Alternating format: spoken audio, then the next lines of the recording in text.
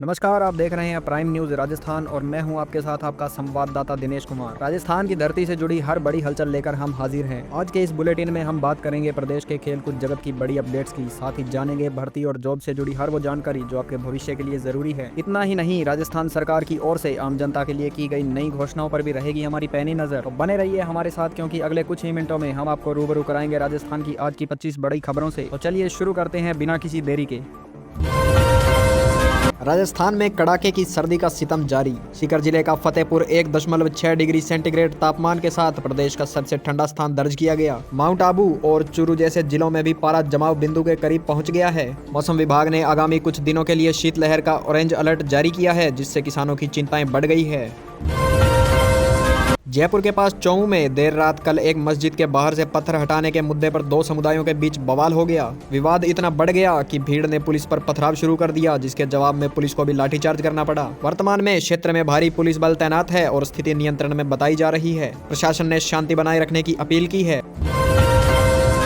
केंद्रीय पर्यावरण मंत्रालय ने राजस्थान, हरियाणा और गुजरात के मुख्य सचिवों को पत्र लिखकर अरावली पर्वत श्रृंखला में नए खनन पट्टों पर रोक लगाने के सुप्रीम कोर्ट के आदेश को सख्ती से लागू करने का निर्देश दिया है। कोर्ट ने पारिस्थितिक तंत्र की रक्षा के लिए यह कदम उठाया है। इस फैसले से राजस्थान के खनन उद्योग और स्थानीय राजनीति में हलचल तेज हो गई है। पूर्व मुख्यमंत्री अशोक गहलोत ने देश के विभिन्न हिस्सों में ईसाई समुदाय की प्रार्थना सभाओं में हुई कथित बाधाओं पर गहरी चिंता व्यक्त की है। उन्होंने जयपुर में मीडिया से बात करते हुए कहा कि ऐसे मामले प्रधानमंत्री के सद्भाव के संदेश के विपरीत हैं। गहलोत ने केंद्र और राज्य सरकारों से कानून का शासन बनाए रखने और दोषियों पर कड़ी कार्रवाई करने की मांग की है। उदयपुर शहर के कई हिस्सों में 26 दिसंबर को रखरखाव कार्य के कारण सुबह 10 बजे से शाम 5 बजे तक बिजली आपूर्ति बाधित रहेगी। अजमेर विद्युत वितरण निगम लिमिटेड के अनुसार अशोकनगर, न्यू भोपालपुरा, जैन कॉलोनी और आसपास के क्षेत्रों में मेंटेनेंस का काम किया जाना है। स्थानीय निवासियों को समय से पहले जरूरी काम निपटाने की सलाह दी गई। राजस्थान में बीएड और एकीकृत पाठ्यक्रमों के लिए पीटीईटी 2025 परीक्षा में शामिल हुए अभ्यर्थी अब फीस रिफंड करने के लिए आवेदन कर सकते हैं। विश्वविद्यालय ने 25 दिसंबर 2025 से 25 जनवरी 2026 तक ऑनलाइन पोर्टल खोला है। जिन अभ्यर्थियों को कॉलेज आवंटित नहीं हुआ, वे अपनी बैंक पासबुक और कैंसिल चेक अपलोड कर रिफंड के लिए आधिकारिक वेबसाइट पर आवेदन कर सकते हैं। नागौर जिले के मेड़ता सिटी में आयोजित विशाल किसान सम्मेलन में केंद्रीय कृषि मंत्री शिवराज सिंह चौहान ने शिरकत की। उन्होंने घोषणा की कि केंद्र सरकार राजस्थान के किसानों के लिए फसल बीमा और एमएसपी तंत्र को और मजबूत करेगी। कार्यक्रम में दुग्ध उत्पादकों के लिए विशेष वित्तीय सहायता और ग्रामीण सड़कों के बुनियादी ढांचे में सुधार पर जोर दिया गया।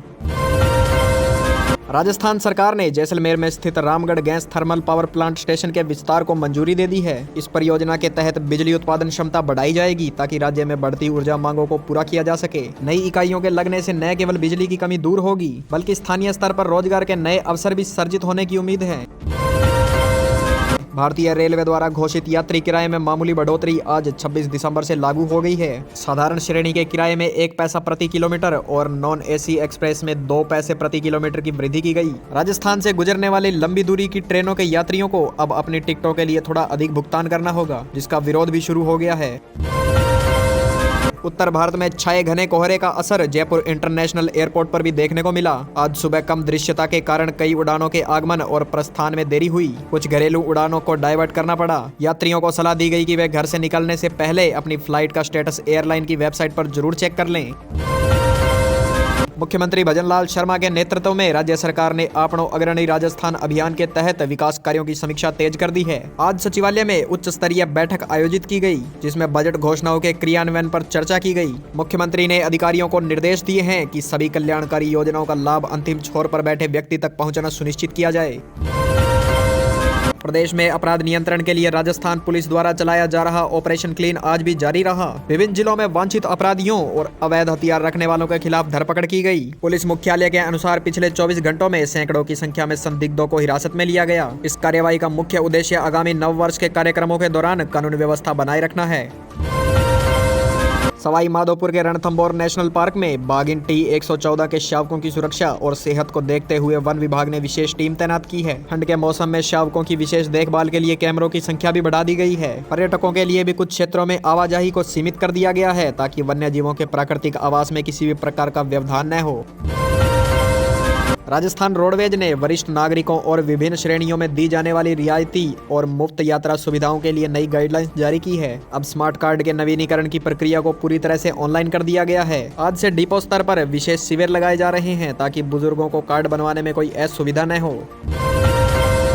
जयपुर नगर निगम हेरिटेज ने आज सुबह परकोटा क्षेत्र में अवैध अतिक्रमण के खिलाफ बड़ा अभियान चलाया। बड़ी चौपड़ और जौहरी बाजार के आसपास फुटपाथ घेर कर बैठे दुकानदारों का सामान जब्त किया गया। निगम अधिकारियों का कहना है कि यातायात सुचारू करने और पर्यटकों की सुविधा के लिए यह कार्यवाही नियमित रूप से जारी रखी जाएगी। देश के विभिन्न जिलों में कोरोना संक्रमण के मामलों को देखते हुए राजस्थान चिकित्सा विभाग ने अलर्ट जारी किया है। सभी जिला अस्पतालों में ऑक्सीजन प्लांट और वेंटिलेटर की जांच करने के निर्देश दिए गए हैं। हालांकि राज्य में वर्तमान में स्थिति सामान्य है, लेकिन सरकार ने भीड़भाड़ वाले स्थानों पर मास्क पहनने की सलाह दी और सैंपलिंग बढ़ाने का निर्णय लिया। आज 26 दिसंबर को साहिबजादा जोरावर सिंह और साहिबजादा फतेह सिंह की शहादत की याद में राजस्थान के सभी सरकारी स्कूलों में वीर बाल दिवस मनाया जा रहा है। इस अवसर पर विशेष प्रार्थना सभाएं, निबंध प्रतियोगिताएं और उनके जीवन आधारित लघु फिल्मों का प्रदर्शन किया जा रहा है। शिक्षा विभाग ने इसे अनिवार्य रूप से आयोजित करने के निर्देश दिए थे। जोधपुर के रावण का चबूतरा मैदान में आयोजित होने वाले आगामी हस्तशिल्प उत्सव की तैयारियां अंतिम चरण में हैं। इस मेले में राजस्थान के कोने कोने से दस्तकार अपने हुनर का प्रदर्शन करेंगे। जिला प्रशासन ने सुरक्षा और पार्किंग के पुख्ता इंतजाम किए हैं। इस बार उत्सव में डिजिटल भुगतान को बढ़ावा देने के लिए विशेष स्टॉल भी लगाए जाएंगे। कोटा जिला प्रशासन ने कोचिंग छात्रों के मानसिक स्वास्थ्य और समस्याओं के समाधान के लिए नई केंद्रीकृत हेल्प डेस्क शुरू की है। यह सुविधा 24 घंटे उपलब्ध रहेगी, जहां छात्र अपनी शिकायतें और तनाव से जुड़ी बातें साझा कर सकते हैं। इसके साथ ही हॉस्टल संचालकों को सुरक्षा मानदंडों का कड़ाई से पालन करने के निर्देश दिए गए हैं।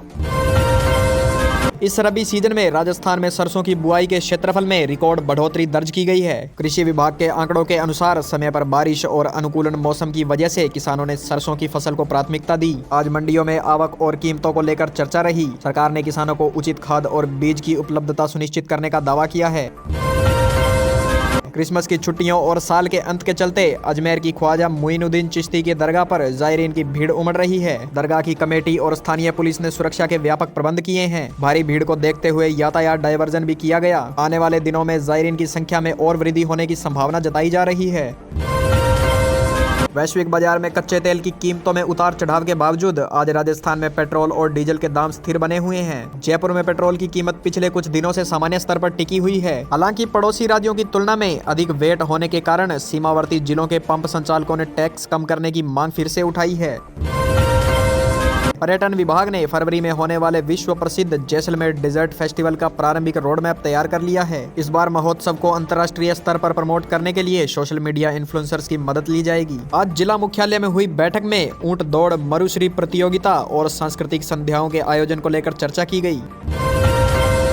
आज राजस्थान माध्यमिक शिक्षा बोर्ड अजमेर ने संकेत दिए हैं कि कक्षा 10वीं और 12वीं की मुख्य परीक्षाएं मार्च के पहले सप्ताह से शुरू हो सकती है। बोर्ड ने केंद्रों का निर्धारण और प्रश्न पत्र तैयार करने की प्रक्रिया तेज कर दी है। विद्यार्थियों को सलाह दी गई है कि वे विस्तृत टाइम टेबल के लिए बोर्ड की आधिकारिक वेबसाइट को नियमित रूप से चेक करते रहें। पवित्र पुष्कर सरोवर के सभी घाटों की मरम्मत और जीर्णोद्वार का कार्य आज से प्रारंभ हो गया है। प्रशासन ने श्रद्धालुओं की सुरक्षा को देखते हुए जर्जर हो चुके कुछ हिस्सों को सील कर दिया। यह कार्य पर्यटन विभाग के फंड से किया जा रहा है ताकि आने वाले तीर्थयात्रियों को बेहतर सुविधाएं मिल सकें और सरोवर की प्राचीन भव्यता बरकरार रहे।